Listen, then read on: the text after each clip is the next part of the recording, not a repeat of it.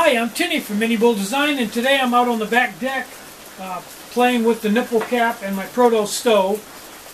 It's in the 40s today and raining hard and overcast. Just a cold, miserable, yucky day. A day that I would not want to be backpacking, for sure, for sure. So anyway, I've got several things I want to tell you about, and this nipple cap is one of them. So let me move the camera a little bit closer here so you can see my hands, and I'll try to watch myself on the monitor in the back. Okay, here's the nipple cap. Now, I wanted to make this in the end so that when I squeezed the bottle, fuel would go into the stove, and when I let off the bottle, it wouldn't pull what fuel was pooling back into the bottle. I want to leave the pooled alcohol in the stove. So the very easiest way to do this is just to take a regular nipple cap, drill a hole right there, and then when you go to fuel up the stove, I'll demo this. When you go to fuel up the stove, just hold your finger over the nipple cap and squeeze it, and then when you get done, when you let go of the, just you're getting ready to let go of the bottle, let it off and it'll pull the air back in there. That's by far the easiest, cheapest, quickest way to do it. Okay, the problem with that is, and I think it's a fairly big problem, is that if you forget and tilt this up and squeeze it, you're going to get alcohol out this hole, raw alcohol. And I don't like that. That's potential for somebody to really get hurt. So, although that's a quick, easy, cheap way to do it, I decided not to go that way. Okay, my second idea was to put a bottom feed tube on, and that would go down into the alcohol. And that way, when you went to fuel the stove, you would simply put your finger over it and squeeze the bottle and fuel the stove this way. And then when you got done, take your finger off and let the bottle go. And as long as you kept the bottle upright, that would solve the problem. And if you did forget and tilt it up, yeah, you'd still get alcohol out. So if you forgot, that would still be a huge problem and potentially a disaster. So I thought, even though that's a quick and easy way to do it, and it's cute, I didn't like that. It's just a chance for somebody to get hurt. I didn't like it. So what I did was, or I'm going to do, I got on the internet and went to Bing and binged in small check valves, and I finally found a place that had check valves you could put right in the line that actuated on really low pressure. And I ordered a bunch of them. So what I'm going to do is I'm going to put a check valve in the hose here so that when you squeeze it, the alcohol can go through the check valve. But when you let off the bottle, the check valve closes so the alcohol can't be pulled back into the bottle.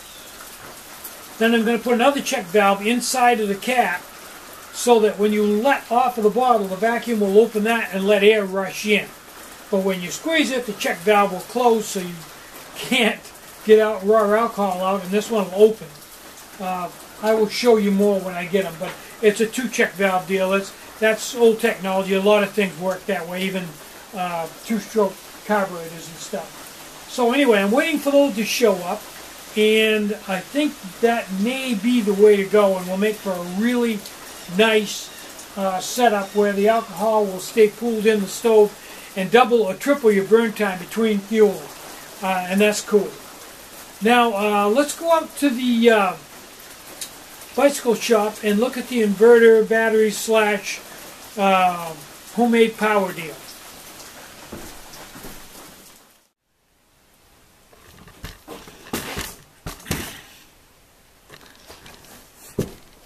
Okay, I'm on the bicycle shop and I've got my Walmart inverter and my garden tractor battery and a 27 watt compact fluorescent, which is equal to a 100 watt incandescent light bulb, and that will get brighter as that warms up after a while, it'll get a lot brighter than it is now. But that's neither here nor there. Somebody left a comment saying, why are you messing around with the inverter? Why don't you just go right straight to 12 volt bulbs? So I thought about that, and yeah, that definitely seems like a good idea. And if you're going to go that way, why not go to LEDs and go right past compact fluorescents? Because I don't think they make 12 volt compact fluorescents, but anyway, 12 volt LEDs. So I got on the internet and I looked all around at different bulbs, and I finally found one that I thought was a good idea. Now, it's a fairly big light. It has 124 LEDs in it. It's rated for 1,500 looms, however you pronounce that, and more importantly, the color temperature is 3,500 Kelvin, which is soft white. Meets all my requirements big time. It only draws 16 watts at 12 volts.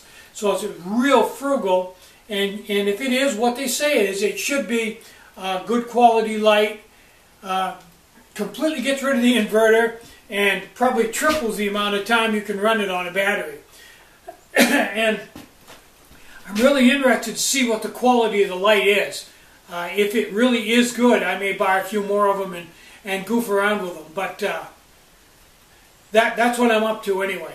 I am charging the batteries back up as I run them down here, but haven't had much wind today, so I'm not having a lot of luck charging things up. But as I speak here, I can see the wind is starting to pick up, so I may get a few more batteries charged up today after all.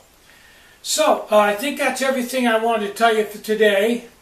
I went out this morning, and I think I only had one order today, and we got that out. It was a squirrel cage. And then while we're getting that out, another order came in. They came in all day long, and I had to go out and build a few parts for that.